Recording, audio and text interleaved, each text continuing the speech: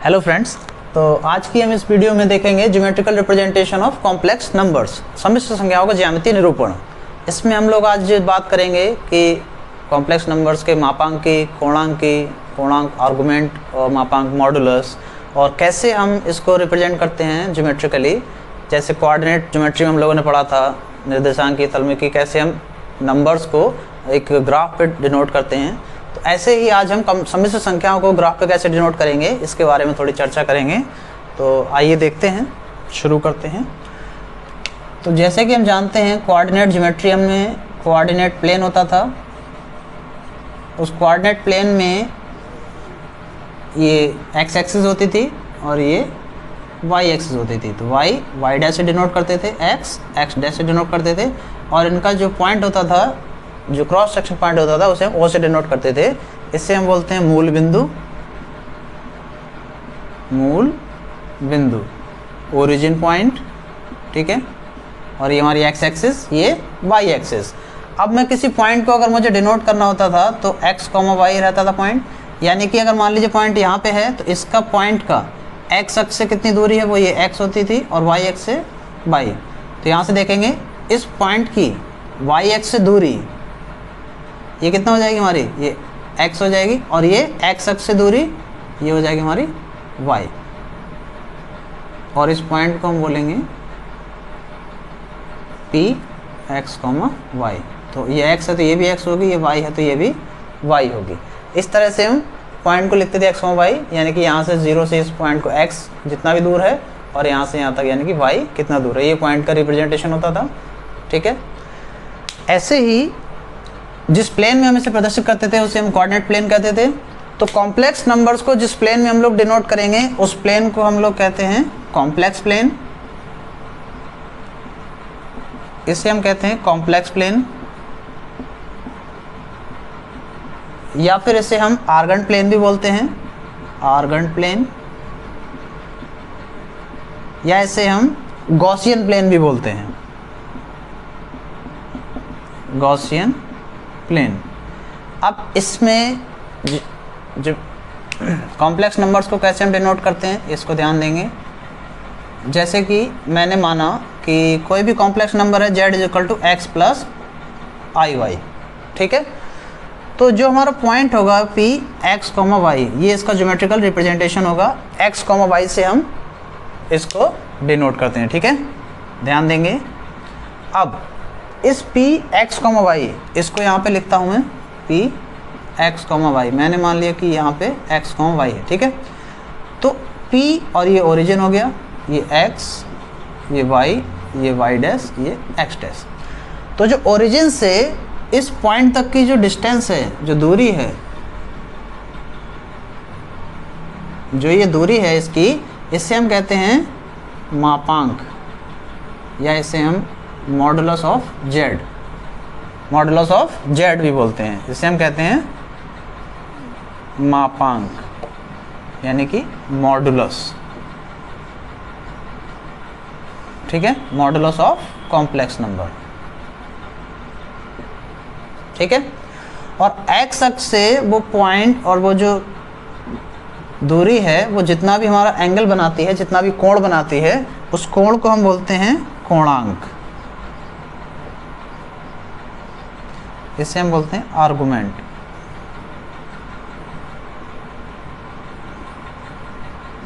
Argument of complex number,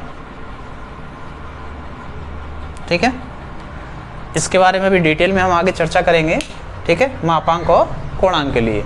तो उम्मीद करता हूँ ये आपको समझ आ गया होगा किस तरह से हम इसको ज्योमेट्रिकल रिप्रेजेंटेशन करते हैं।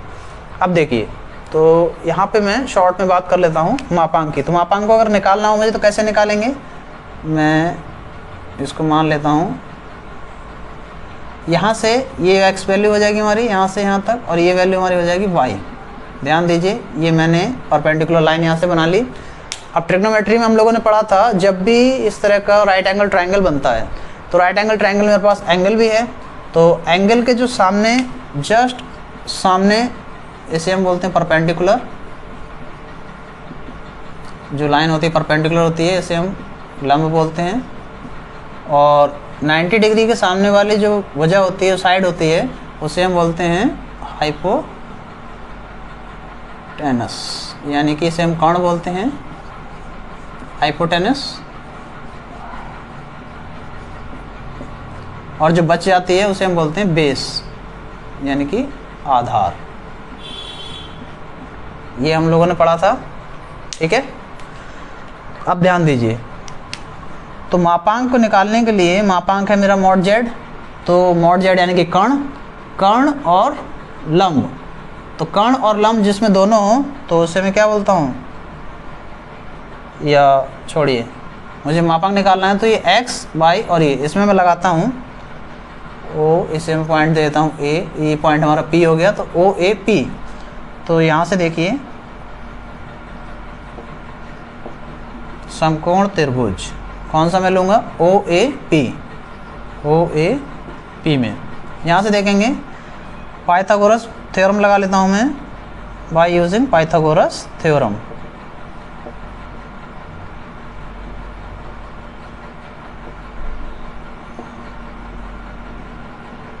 जब पाइथागोरस थ्योरम का यूज़ करूँगा तो पाइथागोरस थ्योरम मेरी क्या कहती है कि कर्ण का स्क्वायर इज इक्वल टू लंब का स्क्वायर प्लस आधार का स्क्वायर,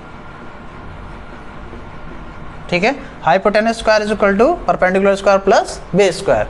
तो यहाँ पे कर्ण कितना है मेरे पास, मॉड जेड, यानी कि mod Z square is equal to लंब कितना है मेरे पास, y, यानी कि y स्क्वायर प्लस आधार कितना है मेरे पास, x, यानी कि x स्क्वायर। तो यहाँ से mod Z square is equal to मैं लिख सकता हूँ x square plus y square. तो जब भी मॉड जेड की वैल्यू आएगी ये होगा मेरे पास under root X square plus Y square, ठीक है। तो जब भी मापांक की बात करूँगा यानी कि मॉडुलस, तो modulus of Z, modulus of Z इसको मैं लिखता हूँ मॉड जेड से। तो मॉड जेड मेरा हो जाएगा, यहाँ से देखिए x क्या है मेरे पास, x है रियल पार्ट ऑफ जेड, तो ये हो जाएगा रियल पार्ट ऑफ जेड इसका स्क्वायर प्लस y क्या है मेरे पास, imaginary part of Z, imaginary part of Z इसका स्क्वायर, ठीक है, और उसका स्क्वायर रूट। यहाँ से देख लेंगे तो जो हमारा मॉड जेड आएगा ये हमारे पास मॉडुलस ऑफ जेड हो जाएगा, ठीक है। अब अगर मैं संख्या को मान लीजिए Z is equal to A plus I भी ले लेता हूँ, तो ए प्लस आई भी ले लेता हूँ, तो मॉड जेड मेरा क्या हो जाएगा, अंडर रूट ए स्क्वायर प्लस बी स्क्वायर। इस रूप में भी आप इसको याद रख सकते हैं, ठीक है। ये हमारा क्या हो जाएगा, मॉडुलस ऑफ कॉम्प्लेक्स नंबर। इसको एग्जाम्पल के लिए कैसे निकालेंगे, एक एग्जाम्पल देख लेता हूँ मैं। Example 7 plus 2i, z is equal to कितना दे रखा है, 7 प्लस 2i। तो अगर इसका मॉड जेड निकालना होगा तो मॉड जेड कितना हो जाएगा, 7 स्क्वायर प्लस 2 स्क्वायर। तो ये कितना हो जाएगा, 7 स्क्वायर 49 प्लस 4, ये कितना हो जाएगा 53, अंडर रूट 53। ये इसकी मॉड जेड की वैल्यू हो जाएगी। इस तरह से हम स्क्वायर रूट निकाल सकते हैं, वर्गमूल निकाल सकते हैं। तो जब भी मापांक निकालना हो इस तरह से हम लोग निकाल सकते हैं। उम्मीद करता हूँ कि ये आपको समझ आ गया होगा। इसको एक बार मैं फिर से रिपीट कर देता हूँ, ध्यान दीजिए। ये हमने ट्रिग्नोमेट्री में पहले से हम पढ़ चुके हैं कि किसी भी राइट एंगल ट्रायंगल में जो हमारा कोण दे रखा होता है, कोण के सामने वाली भुजा हमेशा लंब होती है, 90 अंश के सामने वाली भुजा हमेशा कर्ण होती है, और जो बची हुई आधार हो जाती है, बेस हो जाती है, ठीक है। और इसमें जो हमारा पाइथागोरस थ्योरम है सभी को पता है, कर्ण का स्क्वायर इज इक्वल टू लंब का स्क्वायर प्लस आधार स्क्वायर होती है। Hypotenuse square is equal to perpendicular square plus base square. तो हमारे पास हाइपोटेनस कितना था, मॉड जेड, तो मॉड जेड स्क्वायर, और परपेंडिकुलर वाई है तो वाई स्क्वायर, बेस एक्स है तो एक्स स्क्वायर, तो X square plus Y square आ गया। तो मॉड जेड जब लिखेंगे तो स्क्वायर उधर चला जाएगा तो स्क्वायर रूट हो जाएगा। तो यही हमारा मॉडुलस होता है, ठीक है। तो मॉडुलस क्या हो गया हमारा, real part of Z square plus imaginary part of Z square. अगर ए प्लस आई भी हम लेंगे एक्स प्लस आई वाई की जगह तो ए स्क्वायर प्लस बी स्क्वायर हो जाएगा। सिंपल एग्जाम्पल के लिए मैंने अभी इसमें एग्जाम्पल निकाला है। तो सेम जैसे कोऑर्डिनेट प्लेन पढ़ा था ऐसा ही कॉम्प्लेक्स प्लेन में भी सेम टू सेम हम इसको कॉम्प्लेक्स नंबर को डिनोट करते हैं एक्स कॉमा वाई से। एक्स कॉमा वाई मतलब जो रियल पार्ट है वो एक्स पे और जो इमेजिनरी पार्ट है वो वाई एक्सिस पे आएगा, ठीक है। तो आगे बढ़ते हैं। आर्गुमेंट और एम्पलीट्यूड ऑफ कॉम्प्लेक्स नंबर्स। सम्मिश्र संख्याओं को कोणांक अथवा आयाम, मापांक हम लोग देख चुके हैं, अब हम देखते हैं कोणांक या आयाम, इसे हम आर्गुमेंट और एम्पलीट्यूड बोलते हैं। तो फिर से ध्यान देंगे, मैं मान लेता हूँ कि z is equal to x plus i y, ये मेरी कोई संख्या है, ठीक है। तो इसे मैं पी एक्स कॉमा वाई से डिनोट कर सकता हूँ, अगर मुझे पॉइंट फॉर्म में डिनोट करना हो तो मैं इसे पॉइंट में पी एक्स कॉमा वाई से डिनोट कर सकता हूँ। मैं यहाँ से बना लेता हूँ x dash y dash and O, origin हो गया। अब ध्यान दीजिए, लेट सपोज मेरा point P x comma y यहाँ पे है, तो यहाँ से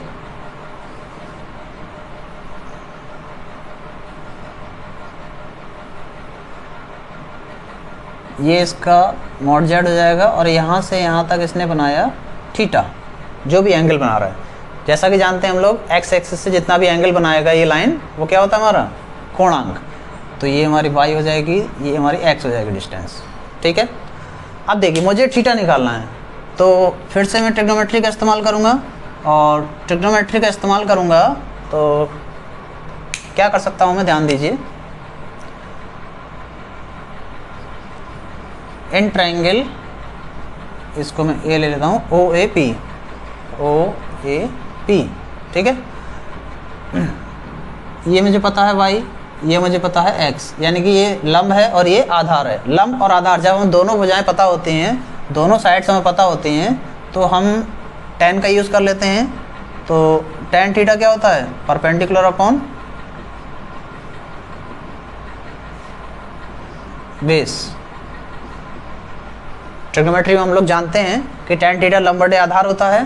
तो अब चूंकि हमें दोनों ही भुजाएं पता हैं, तो हम इसका यूज़ कर लेंगे tan theta is equal to perpendicular upon base. Perpendicular मेरे पास क्या है, y, और ये क्या है, x। तो tan theta is equal to मेरे पास आ जाएगा y अपॉन x। तो थीटा हो जाएगा मेरे पास tan inverse y upon x, ठीक है। तो ये हो जाएगा मेरे पास कोणांक, और इसे मैं डिनोट करता हूँ आर्गुमेंट ऑफ z, इस तरह से लिखूंगा मैं। तो ये हो जाएगा tan inverse y upon x। या तो मैं आर्गुमेंट ऑफ z लिख सकता हूँ, या फिर मैं एम्पलीट्यूड ऑफ z भी लिख सकता हूँ, ठीक है।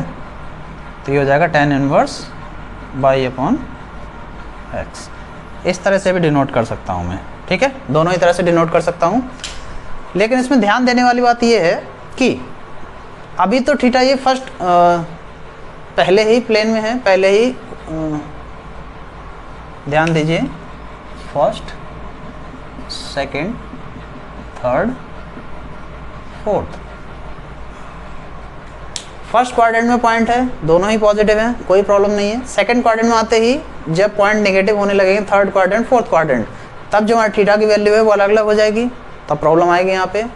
इस चीज़ को समझने के लिए जब तक थीटा फर्स्ट क्वाड्रेंट में है तब तक तो कोई दिक्कत नहीं है, डायरेक्टली इस तरह से निकाल सकते हैं।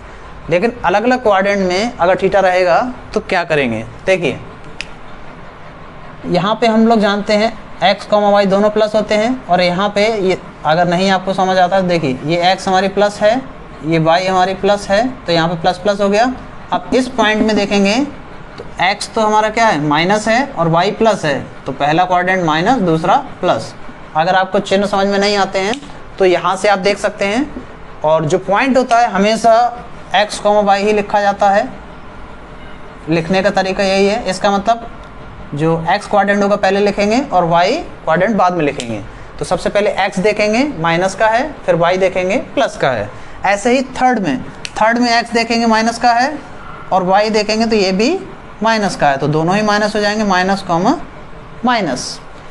अब फोर्थ क्वाड्रेंट में आएंगे तो फोर्थ क्वाड्रेंट देखेंगे, x तो हमारा ये प्लस है और y हमारा माइनस है, यानी कि प्लस हो जाएगा x और ये माइनस हो जाएगा। इस तरह से साइन होते हैं। तो फर्स्ट क्वाड्रेंट में प्लस साइन, सेकंड क्वाड्रेंट में minus plus, third quadrant minus minus, fourth quadrant plus minus, ठीक है। ये साइन होते हैं, आप लोगों ने पढ़े होंगे कोऑर्डिनेट ज्योमेट्री में, और नहीं भी पढ़े हैं तो यहाँ से समझ लीजिए अच्छे से, ठीक है। आगे हम लोग जब भी कोऑर्डिनेट ज्योमेट्री पढ़ेंगे तो उसमें और डिटेल में बात करेंगे इस पर, ठीक है। फिलहाल में यहाँ तक आप साइन समझ गए होंगे।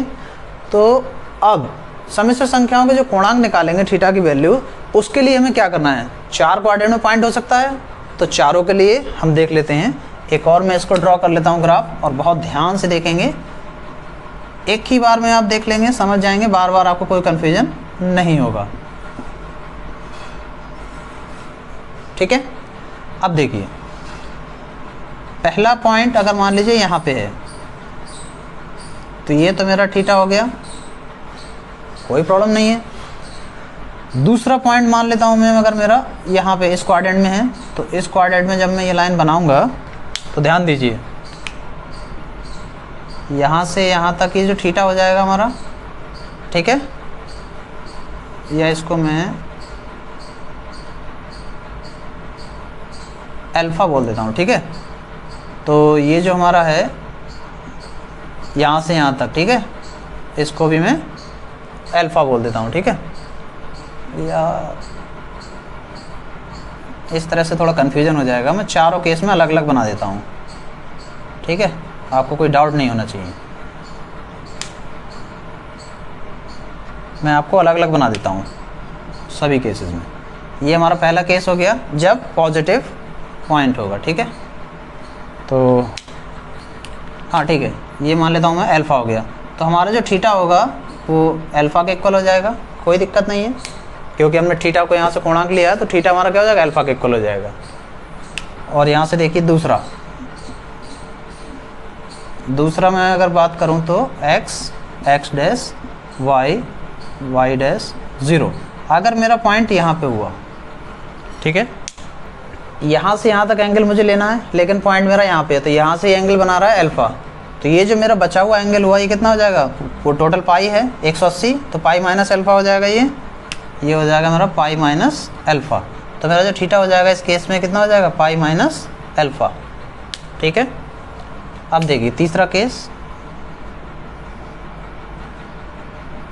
जो x है, y है, x डैश है, y डैश है, o है। अब मान लेता हूँ मेरा थर्ड केस में यहाँ पे है। ठीक है, क्योंकि पूरा 180 है, अल्फ़ा माइनस कर दूंगा, लेकिन चूँकि जब हमारा एंटी क्लॉकवाइज जब भी एंगल घूमता है तो पॉजिटिव होता है, लेकिन यहाँ पे हमारा एंगल क्लॉकवाइज घूम रहा है, तो क्लॉकवाइज घूम रहा है, तो ये हमारा एंगल क्या हो जाएगा, माइनस, यानी कि इसकी जो वैल्यू होगी माइनस पाई माइनस अल्फ़ा हो जाएगी। ठीक है, अब देखिए in fourth case, last case में अगर मैं बात करूं तो ये x और ये x डैश और ये y और ये y डैश, अगर मान लीजिए मेरा पॉइंट यहाँ पे है, ठीक है, अगर मेरा पॉइंट यहाँ पे है, तो यहाँ से देखेंगे ध्यान से, ये जो हमारा पॉइंट है, ये जो एंगल बना रहा है, तो ये अल्फ़ा एंगल है, लेकिन ये कितना है, नेगेटिव जाएगा, या इसको मैं इस तरह से लिख सकता हूँ,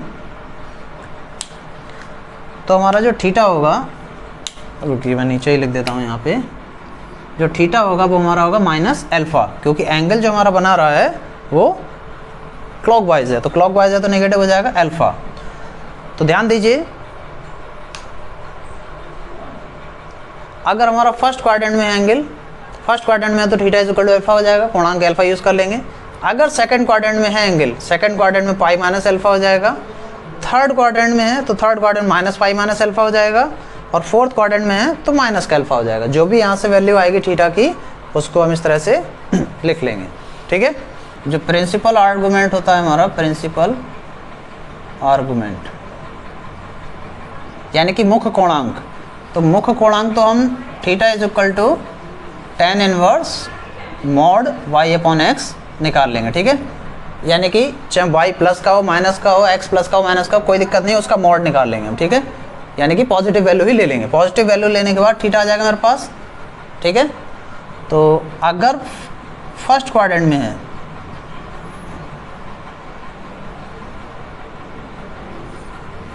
point is in first quadrant,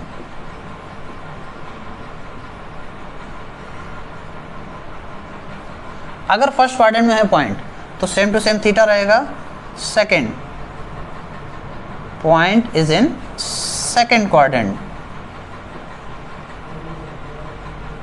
अगर सेकंड क्वाड्रेंट में है तो जो हमारा आर्गुमेंट होगा, argument of z, argument of Z. Second quadrant में क्या हो जाएगा, पाई माइनस थीटा। और थर्ड क्वाड्रेंट में अगर point is in third quadrant,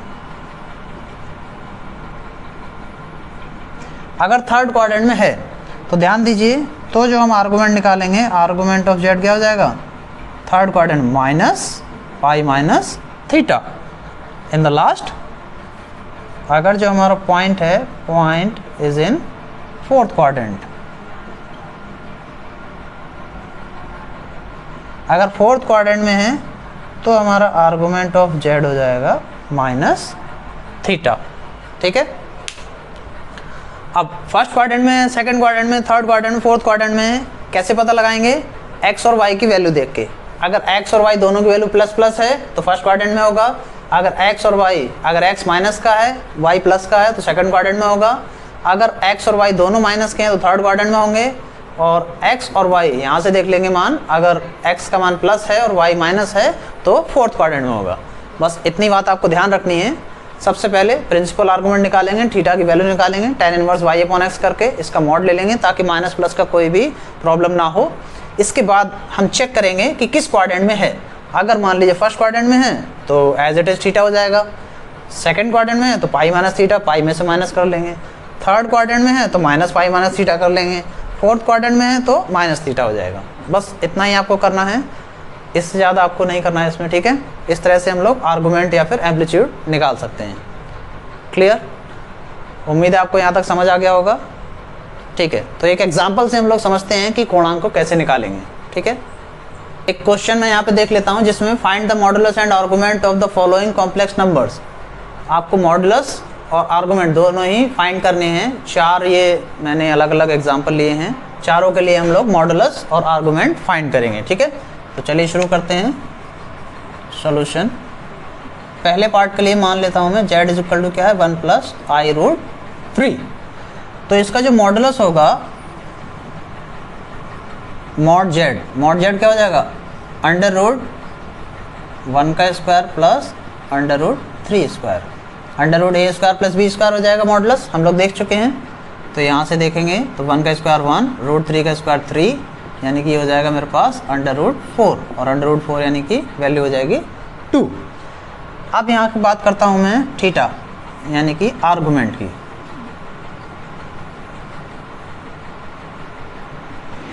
तो पहले तो मैं tan theta is equal to y upon x यहाँ पे फार्मूला लिख लेता हूँ। तो y यानी कि कॉम्प्लेक्स पार्ट, इमेजनरी पार्ट कितना है, रूट 3, और x की वैल्यू कितनी है, 1। चूँकि तो tan theta is equal to कितना हो जाएगा मेरे पास, रूट 3। और ट्रिग्नोमेट्री में जब आप लोगों ने टेबल पढ़ी होगी तो sine theta, cos theta, tan theta सबके मान पढ़े होंगे। तो रूट 3 जो मान होता है वो tan 60 का मान होता है, तो tan पाई बाई 3। आप लोग ट्रिग्नोमेट्री में एक टेबल अच्छे से पढ़ लें, उसके सारे मान याद कर लें। जब लोग ट्रिग्नोमेट्री शुरू करेंगे तो उसमें पूरा डिटेल बताऊंगा मैं, वो टेबल कैसे बनाते हैं, कैसे मान वो आते हैं, कहाँ से आते हैं, ये चीज़ सारे डिटेल में हम लोग डिस्कस करेंगे ट्रिग्नोमेट्री चैप्टर में। ठीक है, अभी के लिए ध्यान दीजिए, यहाँ से मेरे पास थीटा इज इक्वल टू कितना आ जाएगा, पाई बाई 3 आ जाएगा। ठीक है, अब थीटा तो पाई बाई 3 आ गया। अब मैं यहाँ से ध्यान दूंगा कि जो मेरे पास x है वो 1 है और y है वो रूट 3 है, यानी कि दोनों ही प्लस हैं, यानी कि जो मेरा पॉइंट है वो प्लस कॉमा प्लस है। तो फर्स्ट क्वाड्रेंट में है,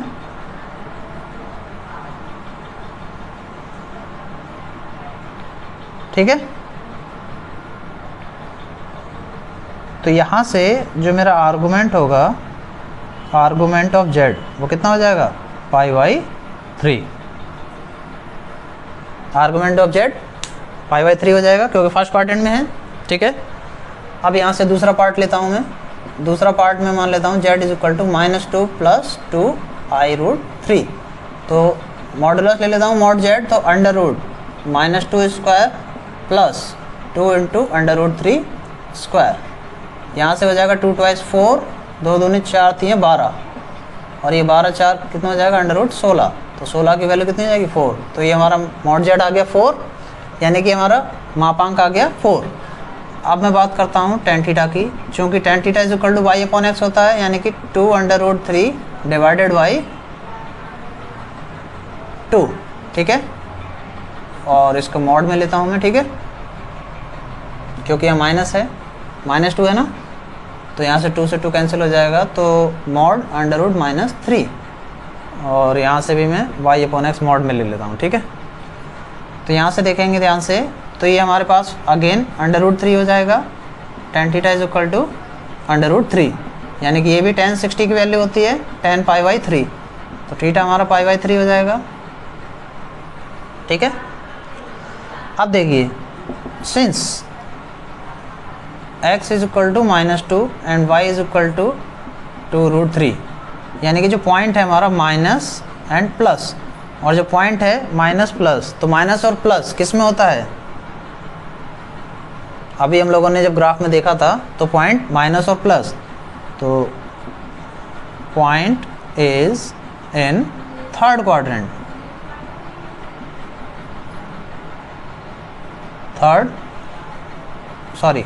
it is in second quadrant, third में तो सभी नेगेटिव होते हैं, ठीक है।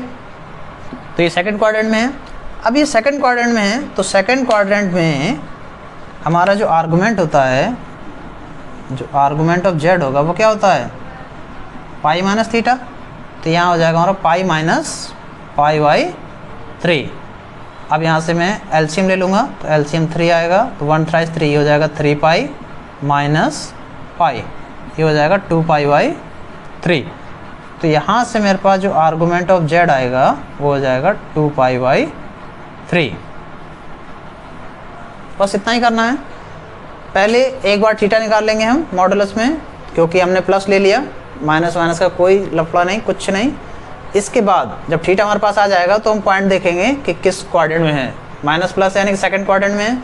सेकंड क्वाड्रेंट में आर्गुमेंट होता है हमारा π - θ होता है, तो इसमें से पाई में से माइनस करके सॉल्व कर लेंगे, तो 2π/3, ठीक है।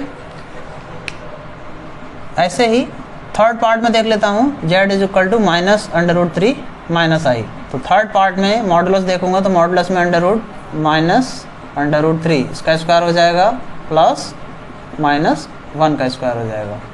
तो यहाँ से देखूंगा मैं, ये 3 हो जाएगा, यहाँ से हो जाएगा 1, ये हो जाएगा √4। तो इसका जो मॉड z होगा ये आ जाएगा मेरे पास 2। अब देखिए यहाँ से मैं tan theta is equal to mod y/x ले लूँगा, तो यहाँ से देखूंगा y की वैल्यू मेरे पास -1 और x की वैल्यू मेरे पास -√3, minus minus cancel out, so tan theta is equal to 1/√3 आ जाएगा। और 1/√3 जब आप टेबल में देखेंगे तो tan 30 की वैल्यू होती है, और tan 30 को मैं π/6 लिखता हूँ, ठीक है। तो यहाँ से थीटा मेरे पास π/6 आ जाएगा, ठीक है।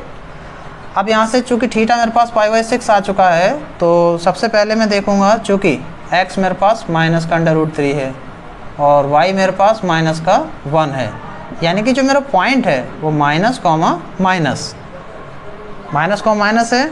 इसका मतलब है मेरे पास जो पॉइंट है वो कौन से क्वाड्रेंट में है? थर्ड क्वाड्रेंट में है।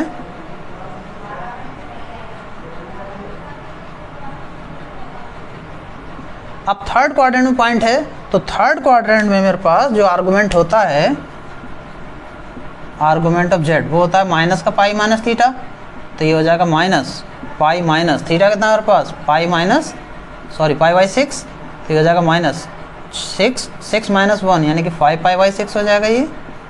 तो मेरे पास जो आर्गुमेंट ऑफ z यहाँ से आएगा वो आएगा -5π/6।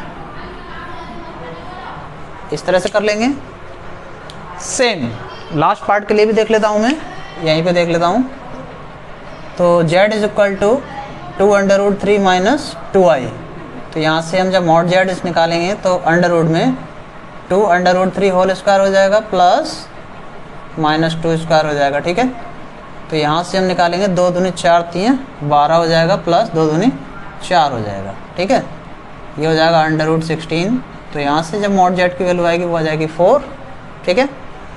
अब जब मैं यहाँ बात करूँगा tan theta is equal to mod y/x, तो यहाँ से मॉड में y की वैल्यू मेरे पास -2, x की वैल्यू है यहाँ पे 2√3। मॉड इसलिए ले रहा हूँ क्योंकि हम फर्स्ट थीटा कैलकुलेट करेंगे जस्ट, ताकि माइनस और प्लस कन्फ्यूजन ना हो। तो मेरे पास tan theta is equal to आ गया 1/√3, सेम यहाँ पे भी आ गया।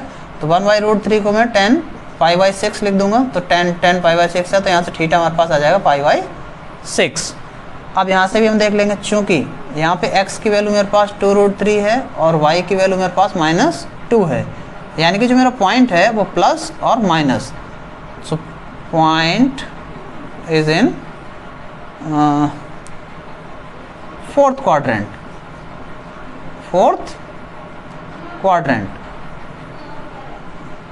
अब फोर्थ क्वाड्रेंट में है, तो फोर्थ क्वाड्रेंट में हमें पता है आर्गुमेंट हमारा क्या होता है, आर्गुमेंट ऑफ z -θ होता है, तो यहाँ से आर्गुमेंट ऑफ z सिंपली हो जाएगा मेरे पास -π/6।